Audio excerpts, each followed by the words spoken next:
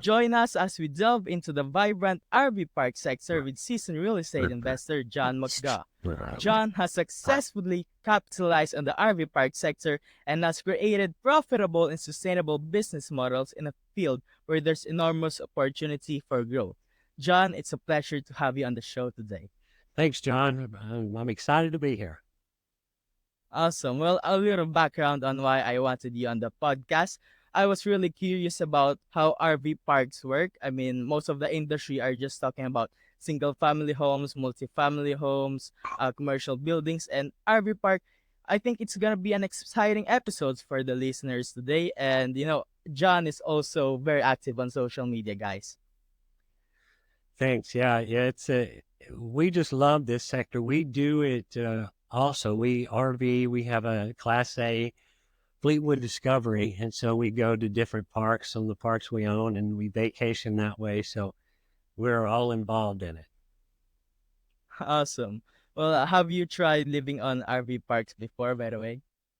No, I haven't done it full time, but my mom has been doing it for about 13 years.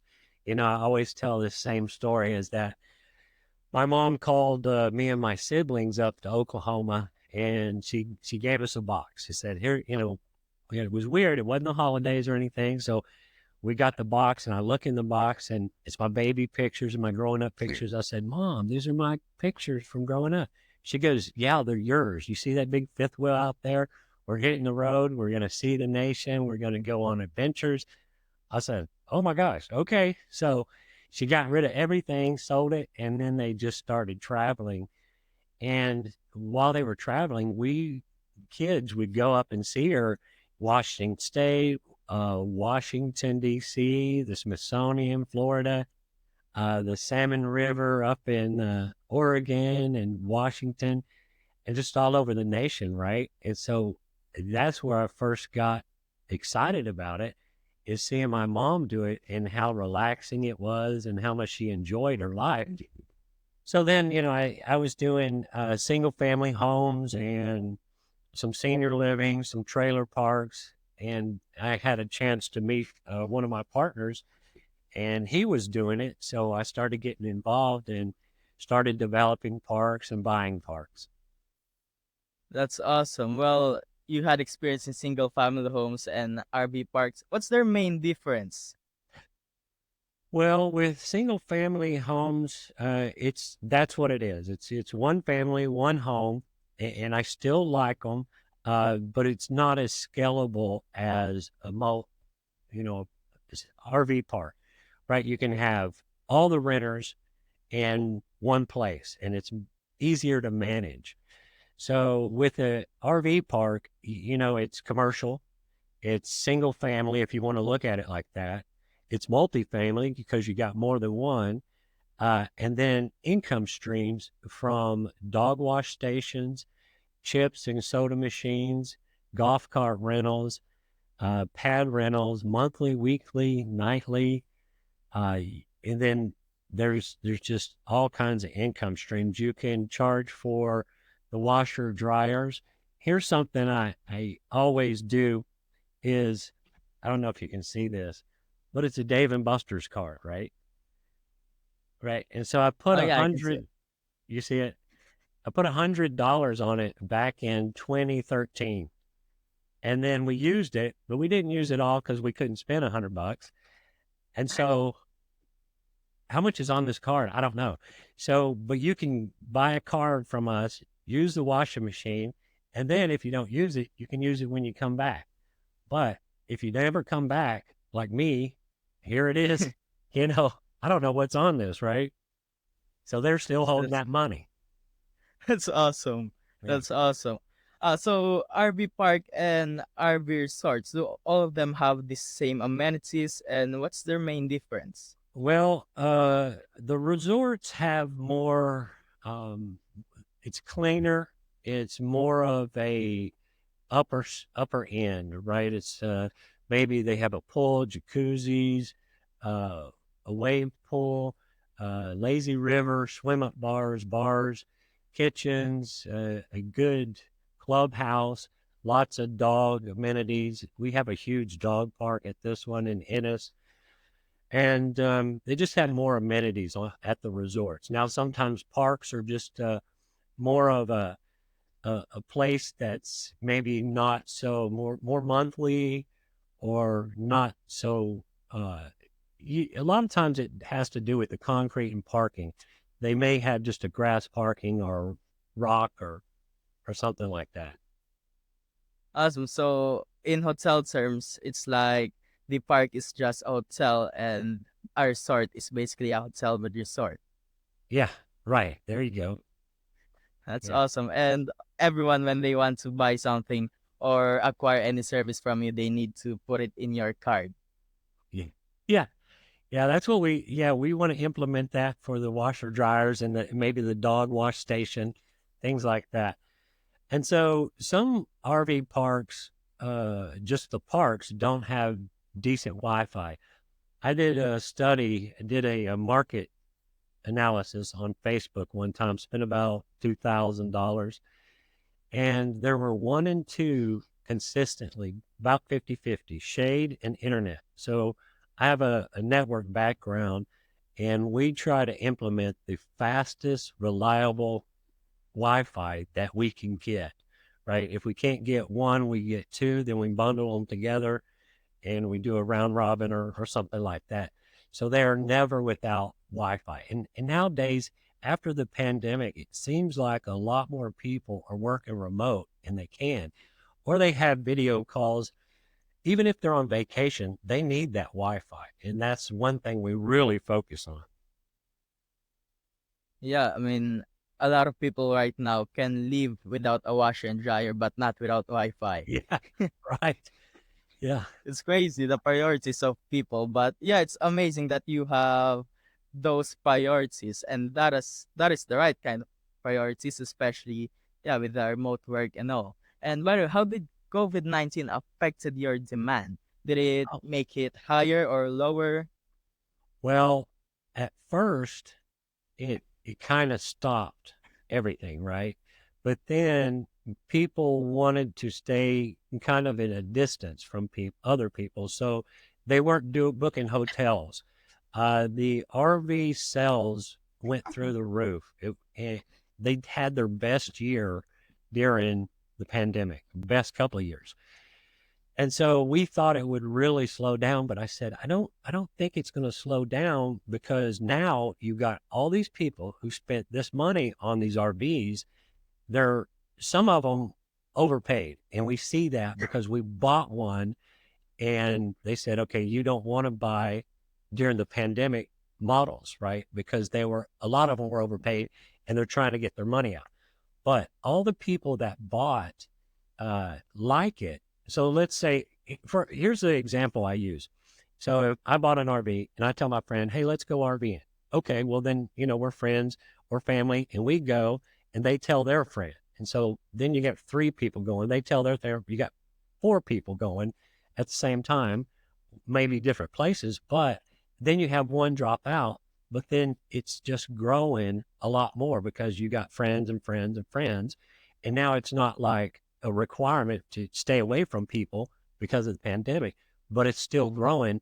And in 2024, this year, they expect it to grow a lot more. 2023 was another good year for RV parks. So we see a continuous growth with vacationers and people that are having a hard time affording some of these high home prices.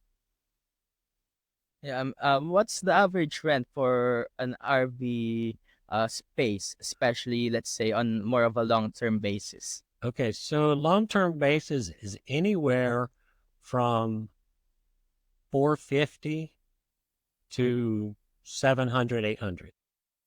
That's a month. Yeah, a month, depending on the location, right? Your lower parts you can get 450 and that'll probably be a grass parking with your hookups. But the nicer ones with concrete, pool amenities, you're looking upwards around 800, 900. We just heard of one that was 1,600 a month, um, just because it's really really nice.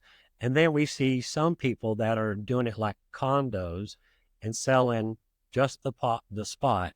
There's one in Austin that are selling the spots, and you have your spot the whole time, right? And then you can also rent it out, Airbnb it for other RVs. That's awesome. Yeah, that's very cheap. It's very cheap, and considering especially the amount of socializing that they are able to do, especially Yeah, because of all the new neighbors. When they go to a new location, there's new people, and especially with COVID-19 hindering the ability of people to socialize, I think that's one of the biggest selling points. yeah. Right now, a lot of people, what we find is I think it's 75% of all RVers have dogs. So it's very important to cater to the people who have dogs. So it's a little bit harder to fly on a plane with a large dog, right? It's kind of frowned on, but I think some people may do it. But it's a lot easier to travel with your pets and your four-legged friends in an RV. Awesome. Well, I have one question about the more on the side of the RV. What if people just wants to try it out? Do you have RV that you rent out to people, or do they have to rent an RV from another place and bring it to your park? Yeah, they rent from either Yeah. RV Easy, and then there's gocamping.com, I think it is. And there's quite a few people that rent RVs. I did a lot of marketing during the pandemic, and I met this one guy, very interesting. So he had the ultimate tailgating, and I think that's his website. So he was saying that, he had a kitchen trailer that you pull, and then sometimes he had RVs that you pull the kitchen with, and people can tailgate it at different sporting events. He said, "Oh Mm. my gosh, I thought I was done." He said, "I thought, oh my gosh, what am I going to do? There's no sporting events." And so he said, all of a sudden, that all these other RV places were renting them out. He started getting calls to rent his RVs. And so he goes, oh my, he said they were rented the whole time. He said, I'm saved. Huh, you know, That's awesome. That's awesome. How much is the rent of those? Let's say on average, just an average size RV. you know, I think I spent for a week around 800, but I rented a pretty good size one. And, we had a fantastic time. Went up to Arkansas and floated the river and spent a lot of time with, I think it was 30 something family members. Yeah. So they can be affordable. 30 people on $800. Well, no, there were 30 people that were up there at this family Ah, reunion, but, they all had their own RVs. We didn't have one at the time. So we rented one.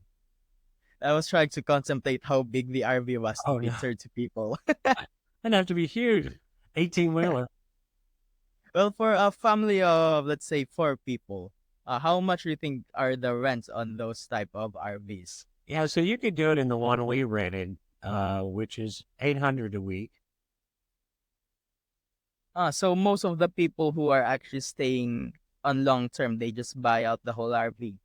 Yeah, yeah, and I did a study just 2 weeks ago that I went out and said I want to buy a big fifth wheel, and my payments were 400 a month, and then I looked at some of the medium type RV parks, and they're around 550 a month. Nothing real special, but something I could live, or somebody that could live in a spot.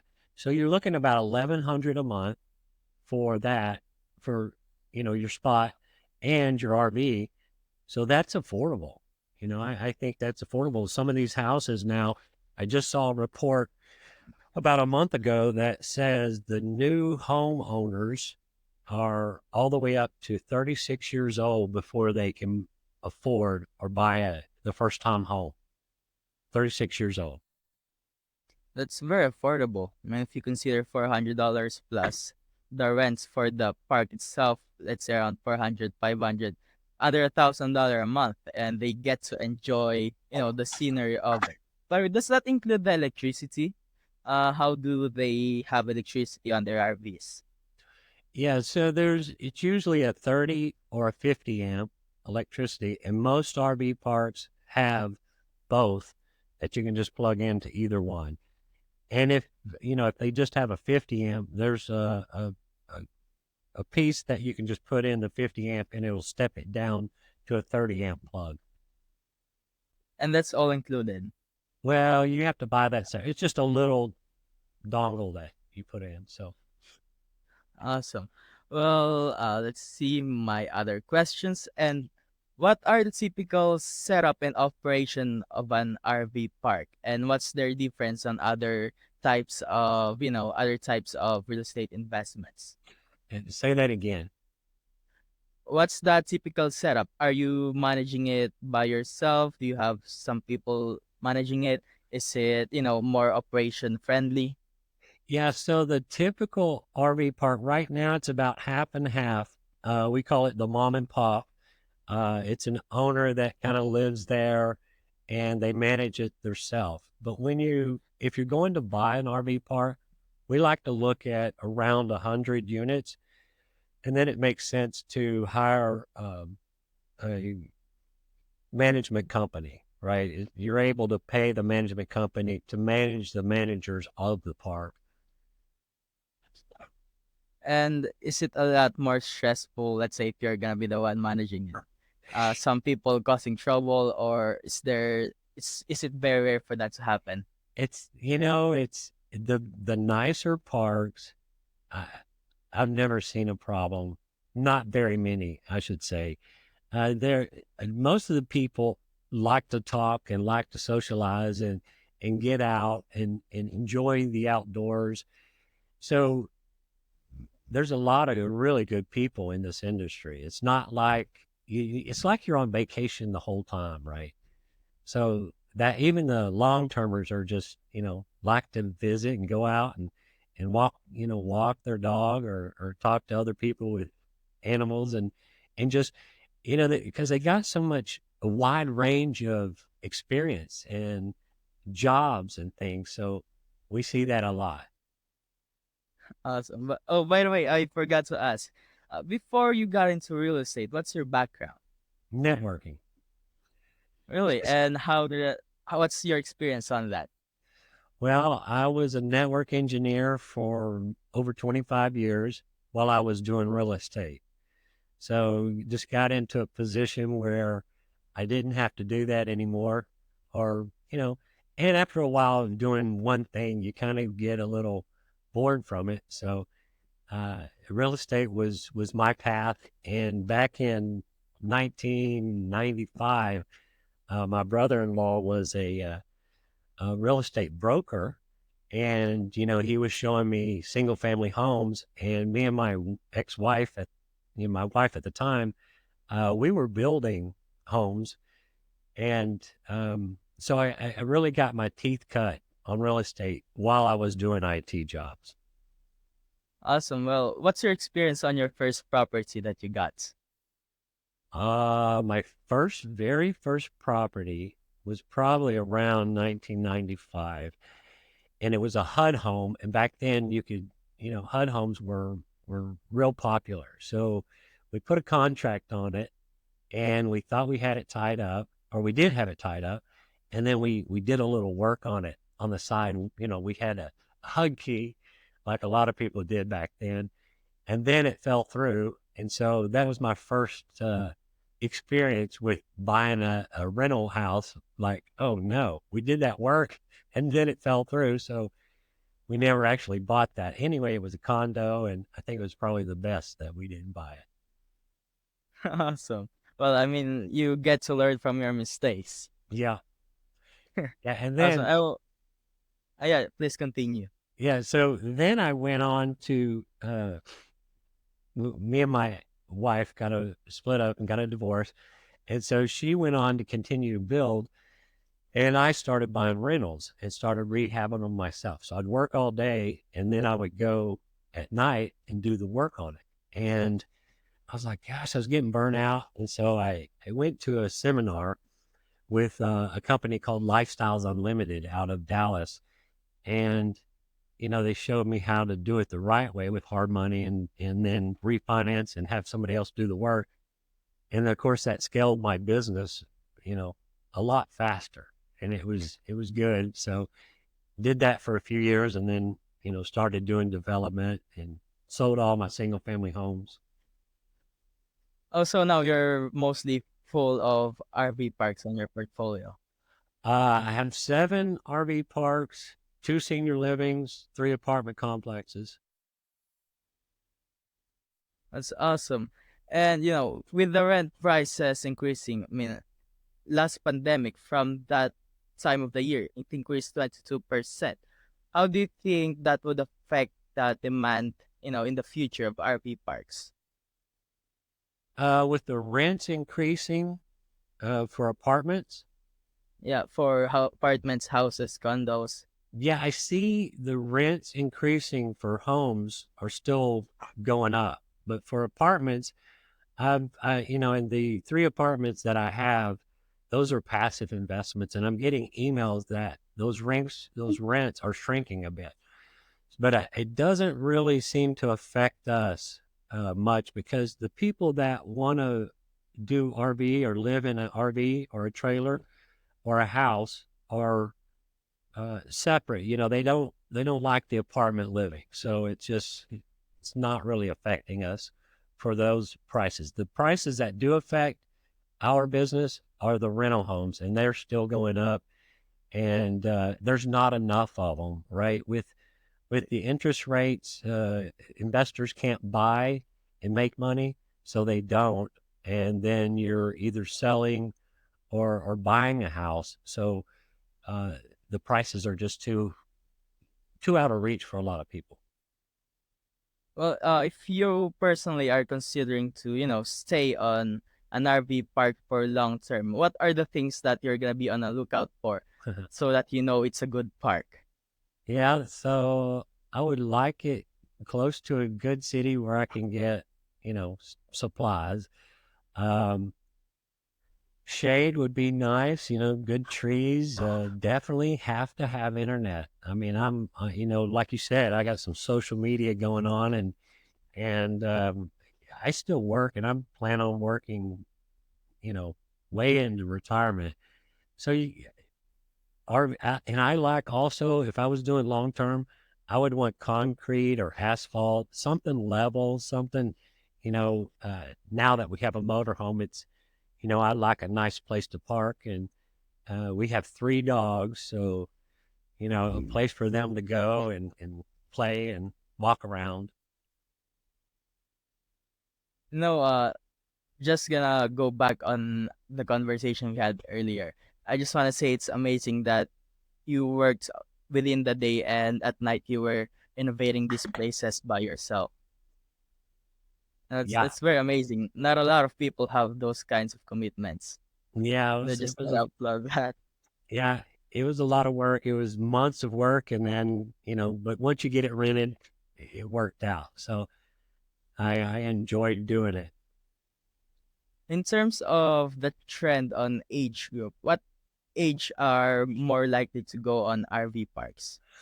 It's all changed recently within the last 7 years. So the biggest growing uh, sector in age is millennials and Gen Zs.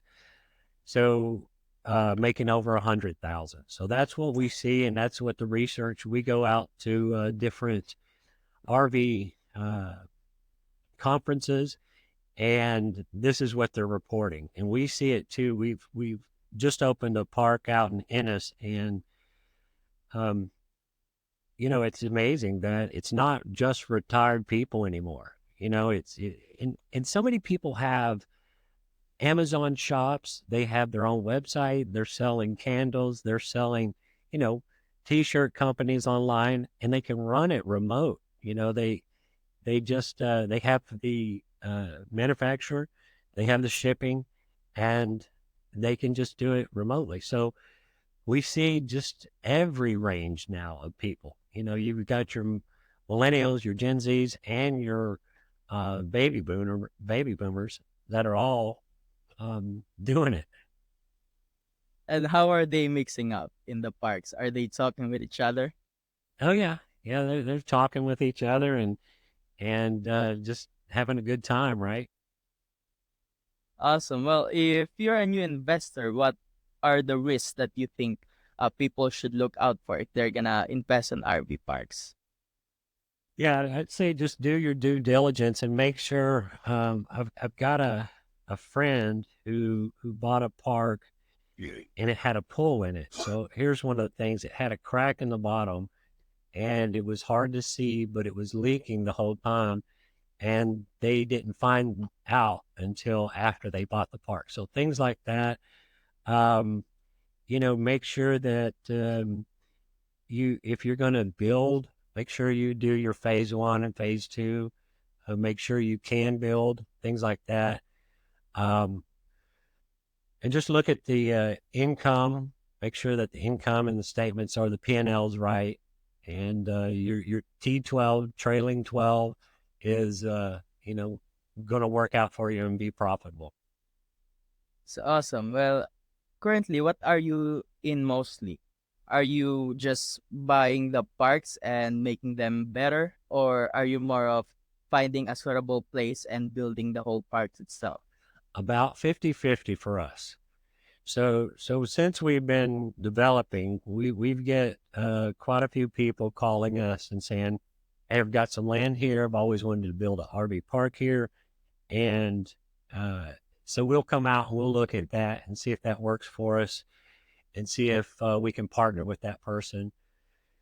Um, we really look at we kind of look at the whole market and see where we want to go and why we want to go there. Like the Hennis Luxury RV Resort, we heard a rumor that a Buc-ee's, which is a large gas station in Texas, Florida, well, we heard that they may be coming, and so we put a contract on it, and sure enough, it got announced that it was coming.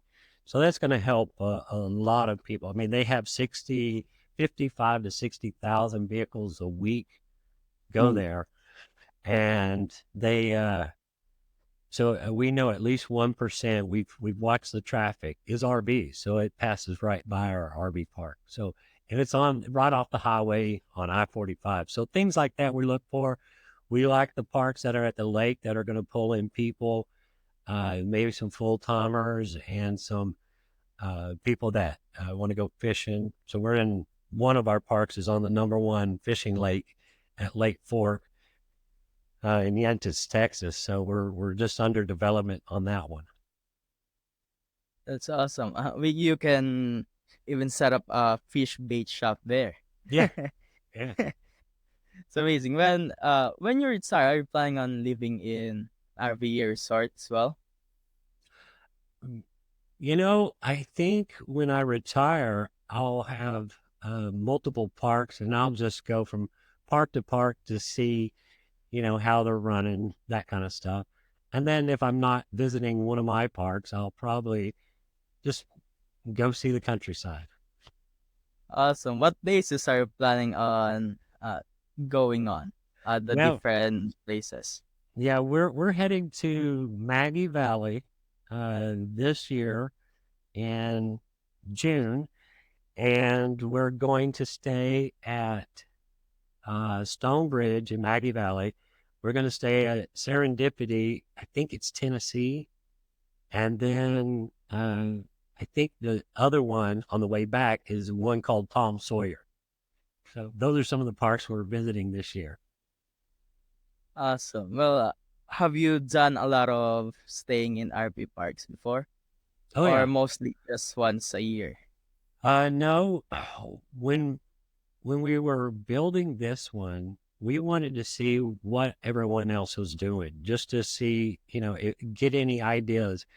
So we visited probably, I don't know, 20 or 30 parks.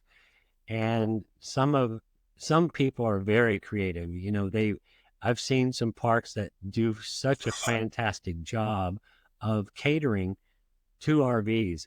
There's one park just outside of Frisco, Texas, that I loved it when I got there. They had zero landscape like we're doing in Ennis, and they had crushed granite, and they had the desert type landscaping. But the thing that really impressed me is around their utilities, they put big river rock and then smaller rocks in the middle. So sometimes your water leaks or you have leaks or whatever. So you're not stepping in mud ever. Or if it rains and you're out there unhooking it, you can walk through there. And we're doing that at our park just because I saw that. I mean, it's amazing that I don't have to walk through mud or I don't have to walk through wet grass. It just seeps into the ground and I'm walking over your river rock instead of, uh, you know, muddy grass or whatever. Awesome. Well, I think the way that you do market research is the most fun way to do market research Yeah, in it is. any industry. Yeah, yeah. We enjoyed it. It was a good time. Can you share more on the experience that you have on staying on RVs? Yeah. So RV parks are we do them in stars, right? Like um, apartments are A, B, C, and D, right? That's how they're labeled. A's are the very top of the line. They're brand new. They're very nice. D's are the bottom, and they're in kind of a rough area. That's the ones you would want to update. But with RV parks and trailer parks, they go in stars. So 1 through 5 stars. So if it's a 1 star park, um, that's not my favorite places to stay. It's rough, and here's what I've noticed. We've stayed at quite a few 1 star parks. They just, it's, they seem like they're never full, right? And some of the rules aren't followed. Like we stayed at one, and like I said, we have small dogs, 3 small dogs, and we're walking our dog on a leash, and then this pit bull was Mm. being walked by his owner, and the dog got loose, pulled this lady's hand, just pulled away and grabbed my dog by the mouth and started shaking it. I mean, that's kind of the parts that I don't like to go to. Oh man, And what of course, happened to your dog? no, he was fine. He was fine. I did. That's great. I mean, that's a scary experience. I Yes, it have a was. dog myself, Shih Tzu, and I would do everything to protect her. Yeah, Amazing creatures. yeah. I picked up that dog by his collar, and he dropped my dog. So, And it's great. That might have shook you a lot. oh yeah, we were nervous after that. And in terms of pricing, how do they differ? The 1 star, 2 star, 3 star. Well, 1 star, I think it was $25 a night. Yeah. So yeah, they're real cheap. And we stayed at one that had a full time there, and they had tarps over their roof, and uh, they had things all over, junk outside their RV. But yeah, that was 25 a night, and I think you can even get some that are cheaper. Um, and then the higher ones are like our park out in Ennis. It's anywhere from 76 to 89 a night. In terms of in ROI, the return of investment you get, which is much better, the parks or the resorts? Well, they can both have a good return, right? The resorts you're going to have more maintenance. You're going to have more people there to maintain the stuff. So it just depends on the cap rate you buy it at, and how much repairs you're going to have if it's already built, those things. But you can, both those parks and resorts can make you a lot of money. Especially on the amenities. Yeah. Awesome. Especially Well, the ancillary, the extra stuff, it really helps. when you're staying on the RV parks, how let's say you stay on there for a week, how much do you spend on just the amenities? Uh, wow. Well, we took the grandkids 2 years ago on a trip, and we stayed at one park that was they had trampolines, they had swimming pools, splash pads, activities for the kids, and or golf carts. Golf carts were 89 a day. We rented it for 3 days. We got the red carpet, which meant we got to park on concrete with a shade over the picnic table, and it had a fire pit. I think we spent 900 for those 3 days, but we let them do whatever, right? We let them paint little ceramic things, and then gave them, let them do the activities, which each little activity costs. I think they search for rubies or something in a little water thing. You pour your rocks in here and you search, do like pan mining. So yeah, They're very all that little smart. That stuff yeah, that was smart. And then they have clever, very. wibbits. I mean, some of them had wibbits that the kids climbed on, and that costs like $20 a day for each kid. That's awesome. I mean, yeah, I mean, for a month, I think it would cost you at least 5 grand, especially if you have a lot of grandkids. Yeah, yeah. And the grandkids, I don't know if they can go away, for a month, but maybe during the summer, yeah, you could just travel, and it could be pricey. I mean, the experience that you get to have, It amazing. is. And we had a banker that came out to one of our properties, and one of the ladies that was there, she was about 25, and she said, I like RV parks. I have one of my fondest memories with my grandparents going, and she said we spent 2 weeks on the road and just went all over the country, and she says I'll never forget that. It was one of my favorite vacations ever. Well, I think one of the most interesting way RV parks differ from other rentals is the joy that it puts on people's faces. Yeah, it's an adventure for sure, especially with the vacationers. And you're always together, right? You're either in the truck or you're in the motor home, and you're traveling, and you eat together, you cook together. That's quality time, right? That's where people really, really bond on trips like that. Are there also restaurants in the RV parks itself? Yeah, a lot of them have restaurants in them. Um, in different stores and things like that. So especially the much larger ones, 200, 300 units. There's one in Florida that we like a lot. I mean, it is a resort. It has rodeo, skeet shooting, mud bogging, horseback riding. Uh, uh, you know, oh my gosh, it's got a general store, grocery store. It's got a lot of stuff in it. And I And think they that own was it about all. 1,000 And units. they own it all Yeah. of the stores there, or are they also renting out the spaces for other people? Um, I think both. I think they sell some spaces and they rent. Also, they have an airport in that RV park. Airport. Yeah. Private A airport. small airport. Oh Yeah. man. Small. Yeah.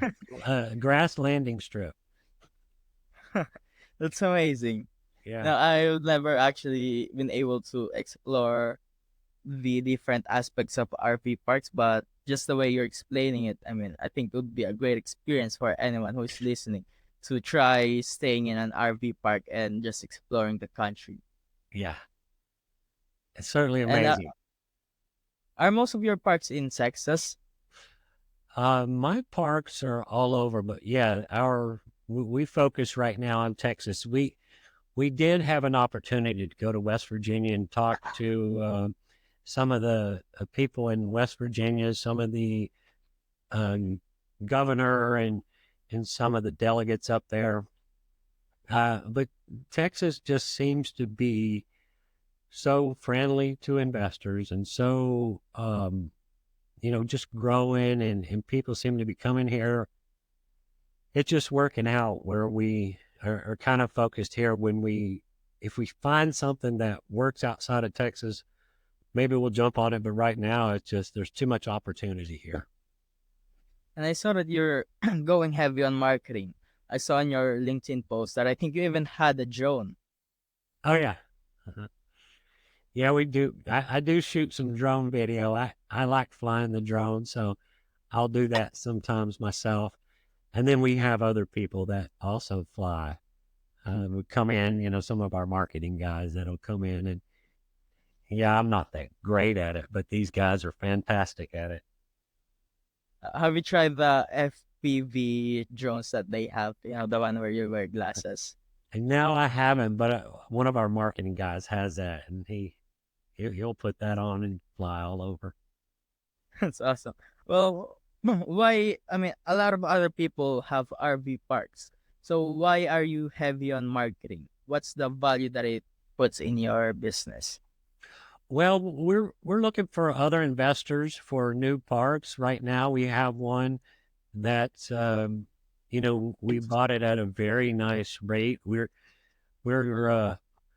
offering this to accredited investors. It's a 506c, and then our first year is guaranteed at 10%, and then the next year is a 6% preferred return with double your money in 5 years. So we're marketing to our other investors that are just starting to come around to this investment opportunities. Some of my apartments that I have are, the interest rate is kind of killing them, right? So the interest rate, we even underwrote ours at a 10% interest rate from the bank, and we're still good. We're still fine. That's that's amazing. For in terms of the size of RV parks, how on average, how many trailers or RVs can actually park on an average size property that you have? Well, we like to put either 7 or 8. That's kind of the average on an acre, 7 to 8 on an acre. And sometimes, depending on the location, we can squeeze in maybe one or two more. It's a little bit tighter fit. Uh, just depends on the price we paid for the land. And we've also have one that's the sites are so big and so long, like 70 feet and 15 feet wide. Well, we'll back two trailers together and they'll be on opposite sides. Their doors will be on opposite sides because that's those are big lots. Are you the one who's parking them? Do you have an attendant who parks the RVs themselves, or the people who brought their cars actually the one who parks it? Well, yeah, we don't park anybody's car. It's too much liability. So we might direct them and show them where their spot is, and maybe direct them in. But we don't park it for them.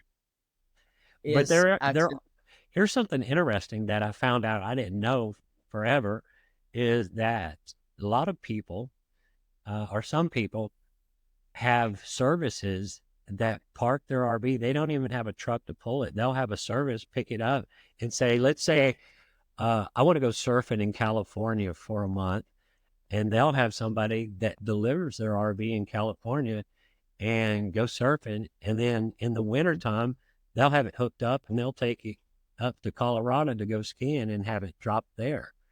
So that cool. was interesting when I found out that that's an actual service. I mean, I guess that's more of the people who have a lot of budgets Yeah. and don't want Yeah. to, drive it. Yeah. Uh, is there a lot of accidents on the parks itself when people are parking it? No, but they can run over a lot of grass and come off a lot, and so for us, we try to put, um, the heavier rock up front so they can run over it if they have to.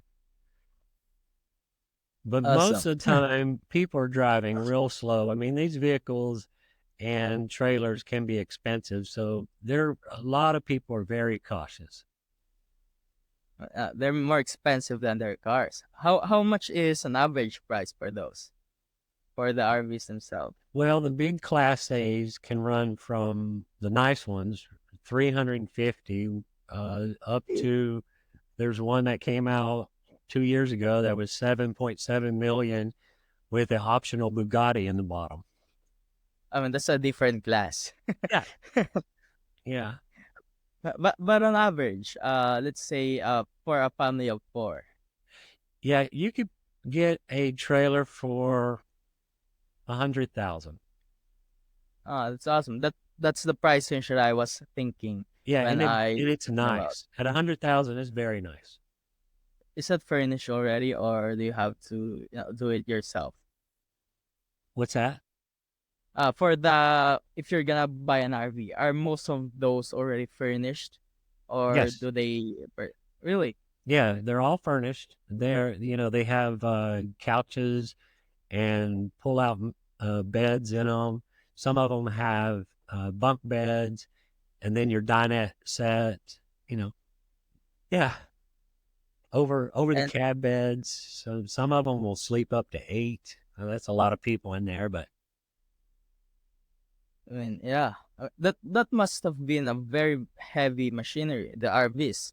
I mean, is it hard to drive one of those when you're towing them on the back? um, well, no, uh, I guess if you get used to it, we didn't know how to drive a Class A when we bought it.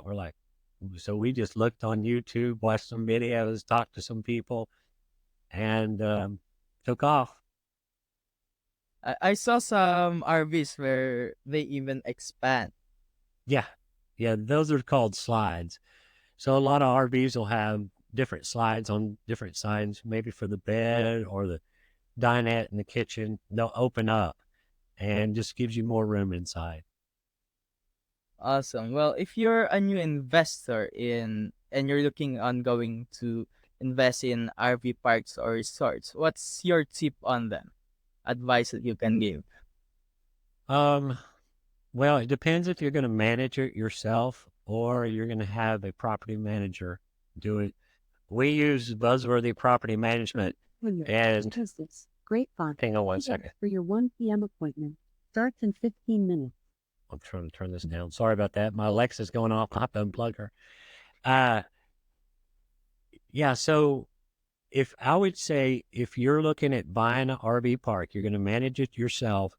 Uh, you then live on site and manage it yourself. If you're looking at buying multiple parks, make sure you find a good property manager, property management, so they can manage all your parks.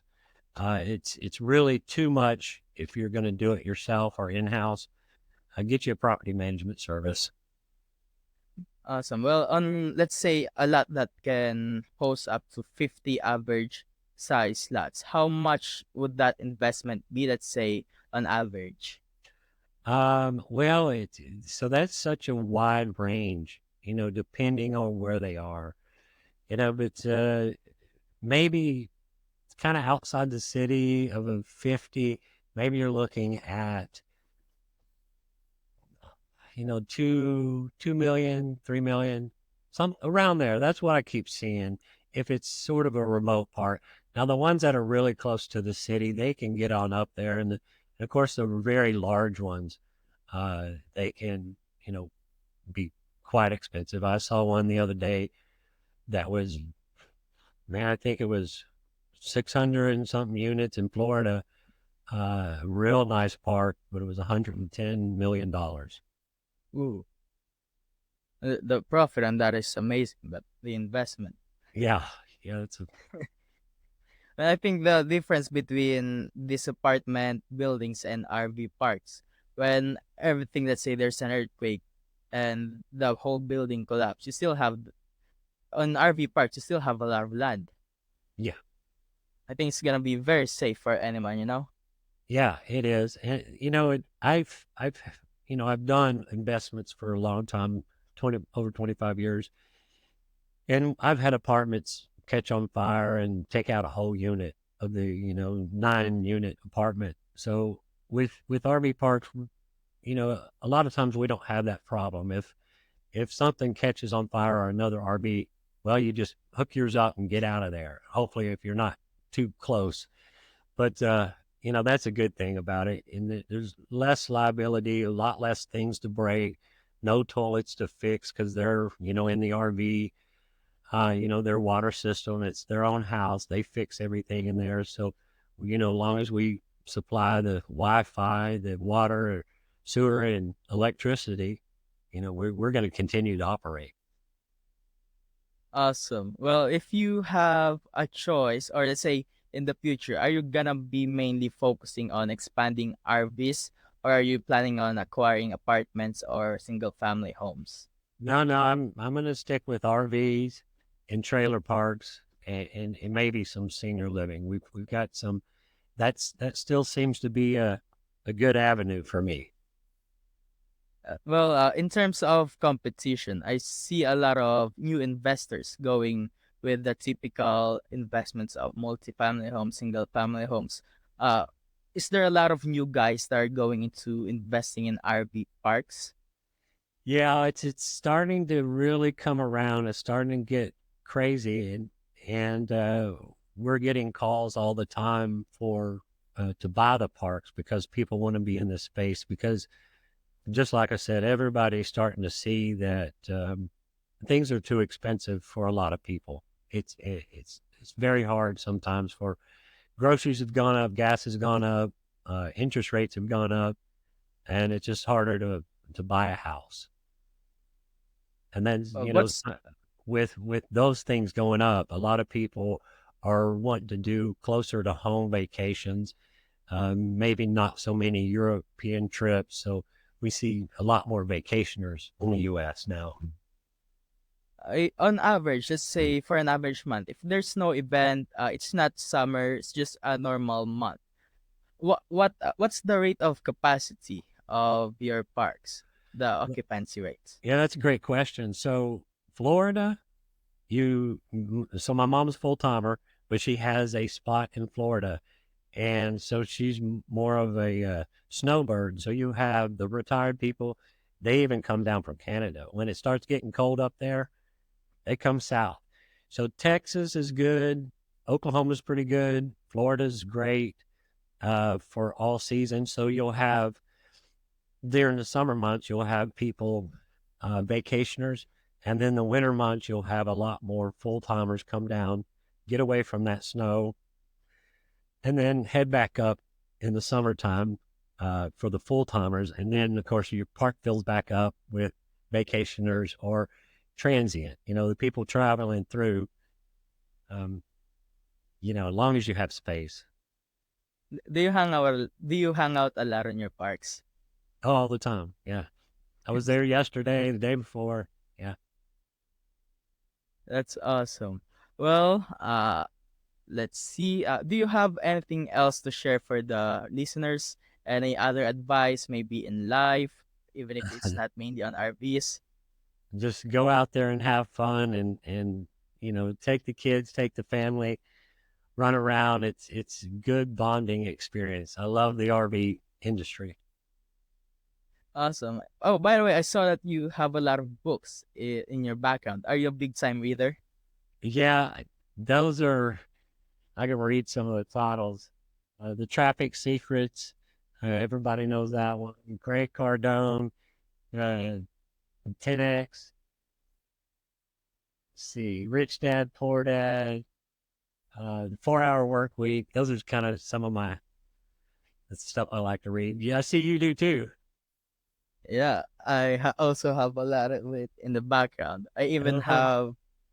even have a shelf out there where there's stacks of book that I can fit in here. Hey, what's some of your titles? Let's see. I have everything. Personal MBA, Peter Links on options trading, grit, 80/20, power of habit, atomic habits, deep work, obstacle of the way. I mean, all different things. Even have a big book on Alexander Dumas and almost all of the titles of Fyodor Dostoevsky. Oh, nice. Yeah, good books. Yeah, I'm forcing myself to read some of the titles of Fyodor Dostoevsky, but just the sheer size of the books is scaring me. Well, then do audio. The average size of the books are this thick, and that's the short ones. Yeah. Well, do the And audio the books. Do you ever do that? uh, yeah, but the thing is, you can't really focus. I mean, Yeah. most of the time you're just tricking yourself that yeah, you're listening, but you're actually not most of the time. You know, Yeah. Yeah. Especially if you're driving and you're just kind of listening, and then yeah, you miss a lot of stuff. it's great. It's a great thing for white noise when Yeah. you're doing work. Yeah. What's your top five favorite books? Well, Rich Dad Poor Dad would be one of my favorites, and Greg Cardone, 10X is another favorite. The 4 hour work week, I like some of that in there. There's some interesting stuff. Um, I think those are some of my favorite books. Oh, what I ha- Dale Carnegie's How to Win Friends and Influence People. I like that book when I read it. and his approach on making friends, it's not on the side of manipulating others. It's more of genuinely providing value and Yeah, being nice, which is amazing. yeah, Unlike the other books, I mean, there's a lot of great books on psychology and making friends, but most of them are on trying to manipulate others, which is, not that nice. right. Yeah. For the 4 hour work week, what's your favorite parts on there? I mean, I haven't read it personally, but I saw that it's very famous. Yeah, I don't know if I have a favorite part. I just he's creative. I like that. He's creative in business and he the favorite part I guess is like hiring workers that help you to do your tasks. So what I got out of that book is helping me to do tasks that are repetitive and that I don't need to be doing. I need to push that off to someone else.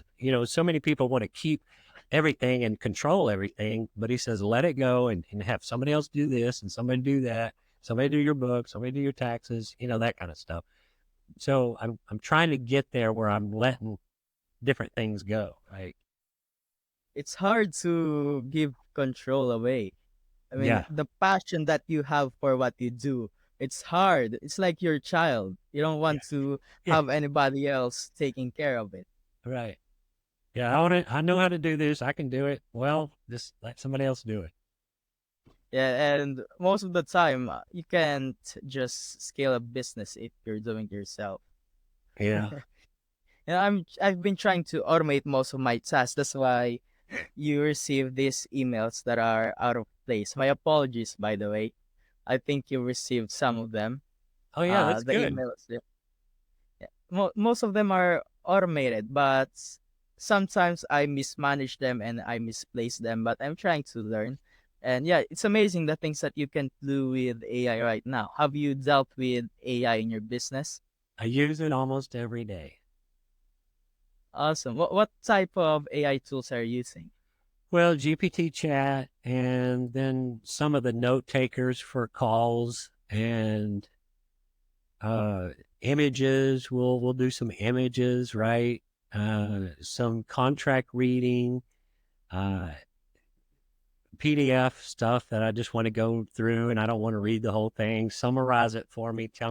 Give me some bullet points. I just want to read it. Okay. Things like that. Yeah, after this call, this tool that I'm using, podcast, also an AI tool. It Yeah. will make the voices more clear and the background is gonna blur it. Do you want me to blur your background, by the way? Sure. Yeah, you can do that. Awesome. Well, please tell our listeners where they can find you on social media. Okay, John McGaugh, the RV Park Investor or the RV Investor. You can find me also on my website at lsm-associates.com. There you can see my background, see some of the projects we're working on. I got to update it. You know how websites are. And I also have a Facebook. Let's see. It's Facebook/John McGaugh 1, I think. So Awesome. Well, for anyone listening, I'm gonna plug all his social media down on the comment section. And do you have any announcement, any new investments that you're making, any exciting thing going on in your life that you'd want to share before we end this podcast? Sure, we got a great deal right now for accredited investors in Abilene, Texas, next to Dyess Air Force Base. We're paying 10% the first year, 6% preferred after that. We're doubling your money in 5 years. Our target is to double your money in 5 years. So, and then we're going to refinance. Investors will be out. It has an ice machine. It's fully booked. We're looking at expanding. There's a waiting list on it, and it's only a 2-year-old park. So it's a great opportunity. And they have a gig internet. Oh, Yeah, oh, that's amazing. it's a good deal. So 1 gig is Yeah, the speed of internet. Wow. they got And fiber a gig hundred up and down. a hundred Mbps is good. A gig is crazy. Yeah. Awesome. Well, for the viewers, please go to his social media page and go to his website. If you're looking to invest in RV parks, go with John McGaugh because he is so passionate at what he does. I'm sure he can really provide what his offer is. And for John, this is one of the most pleasurable podcast episode that I have ever filmed. Thank you for being here. You're welcome. Thanks for having me. We'll see you, John. Awesome. Have a fantastic day. What's that?